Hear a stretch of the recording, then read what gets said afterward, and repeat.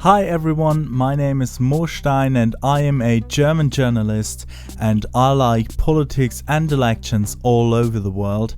That's why I'm doing this podcast where I give you a view into the German federal elections this fall. This is What's Up Germany, let's go. Hello and welcome back to What's Up Germany, the podcast where we take a look into the German federal elections this fall. And we take a look right now into the candidates and what they stand for and what their scandals are. And in the last episode we looked at Armin Laschet, the CDU candidate, and this time we look at Olaf Scholz, the candidate of the Social Democratic SPD. Scholz is the current Minister of Finance and has the best chances to become the new chancellor. When the campaign started, he was far behind the other two, but now Scholz is leading in the polls. He was born on June 14th in 1958 in Osnabrück in northern Germany, but he grew up in Hamburg. He studied law and worked as a lawyer in employment law before he became a professional politician. When Scholz was still in school, he joined the SPD and became a member of the Young Socialists, whose leader he became later. Before Scholz became Minister of Finance, he held elected office as Mayor of Hamburg, the second biggest city in Germany, and Minister of Internal Affairs of Hamburg. In that time, he had different scandals that we want to look into now. But first, an interesting fact. Scholz is the only candidate in this race who is not leader of his party. Because 1 year before he was nominated, the SPD was in deep crisis. The party had very low ratings in the polls and lost some important elections on state level. In consequence, their former leader stepped down and the whole party was allowed to vote on a new leader. But no prominent SPD figures wanted to do the job, not even Scholz. Later he declared that he wanted to run, and so he did. But he lost against two no-name candidates from the left party wing. So the question was, would Germany want it to be led by a man whose own party doesn't want him as leader? But now let's talk about his scandals. When Scholz was Minister of Internal Affairs in Hamburg, he introduced a procedure to make potential drug dealers throw up to see if they swallowed drugs. This was seen as an inhuman treatment, and by some people it was even described as torture. 19-year-old suspect Achidi John even died due to this procedure, which led to a big discussion. The states of Lower Saxony and Bremen, who also started to use this procedure, stopped immediately, but Scholz made Hamburg continue until 2006 the European Court for Human Rights ruled that this was a human rights violation. During the G20 summit in Hamburg, the mayor of that time, which was Olaf Scholz, was responsible that the summit was held next to a leftist anti-establishment quarter, which resulted in many restrictions and cuts of basic rights of all Hamburgers. This led to massive protests where police and protesters heavily clashed. There were violent riots, but the police did also beat peaceful protesters who were far from the riots. This led to a spiral of violence during this G20 summit.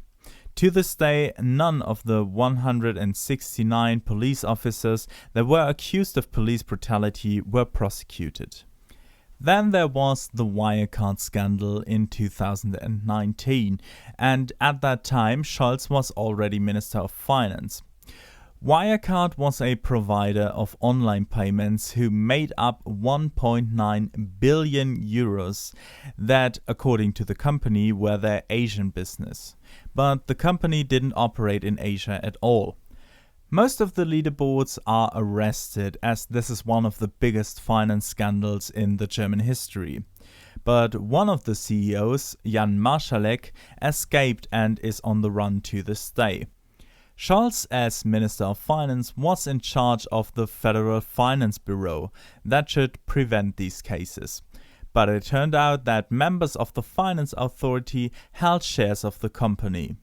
Many people accused Scholz that they weren't looking close enough at Wirecard because they liked the fact that Germany had a big player in finance. There were reports on the possibility of such an event in the Financial Times years before it turned out, but the Federal Bureau of Finance didn't investigate on Wirecard, but instead sued the journalists. Now Scholz has to answer many questions about this, to a parliamentary investigation, to journalists, but also to ordinary people. At a lot of his campaign stops, he is asked how this was possible. Scholz wants to reform the Finance Bureau now, so that it would be illegal for members of the authority to have shares on companies they are observing. But there is also the Kumx Scandal, and this is another very complicated finance scandal. The so-called Kumx business is where rich Germans got money back for taxes they never paid. This is quite complicated, as I said, and it is still not exactly clear how big this scandal is. But Scholz, as Minister of Finance, would have been responsible to prevent such events. During the big flood in West Germany, Scholz gained a lot of ground because he was able to not just make promises about financial support for the people, but to actually give that to them. He visited the destroyed area with the SPD Prime Minister of Rhineland-Palatinate, who is very popular. This helped his campaign, and Scholz was seen as someone who takes matters into his own hands and as the chancellor candidate who is the best in solving crises.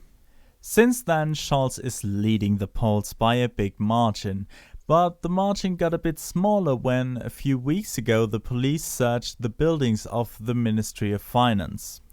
This is because the prosecutor of Osnabrück investigates a special unit of the customs authority to prevent money laundering and payments of illegal resources. The unit was originally part of the police, but former Minister of Finance Wolfgang Schäuble took the unit to the customs authority and therefore under the supervision of the finance minister. Since the unit is part of the customs authority, there were almost no reports on payments to the police anymore. Including some payments to support terrorism were not reported. So now Scholz is under pressure. Yet it is not clear now whether the prosecutor and the police were allowed to search the buildings of the Ministry of Finance and the Ministry of Justice. Despite all of these scandals, Scholz is still leading in the polls and he has still the best chances of becoming the new federal chancellor. But why is this? Earlier I said that he was only in third place, but now he has a big margin. Where does this margin come from? Well, Olaf Scholz is often described as the quiet or even the boring one. The one that doesn't have as many scandals as the other two. For many people, Scholz is a calm and thoughtful man who watches his words and who doesn't say his opinion to every little detail. Scholz is as close as it gets to Merkel for many people, since within the party he is rather right-leaning. Although in the campaign he was presenting himself with some left ideas, such as a higher minimum wage and a way to solve the climate crisis with a social view, which is very important to many Germans. In the last days he often said that he would love to work with the Greens and he wants to bring his longtime partner, the CDU-CSU, into the opposition. So, what do you think about Scholz? Do you think he will be a good chancellor? If you liked this episode, please follow me on Instagram at whatsup.germany. Next time we will take a look into the last candidate in the race, the Greens' Annalena Baerbock. Thank you very much and goodbye.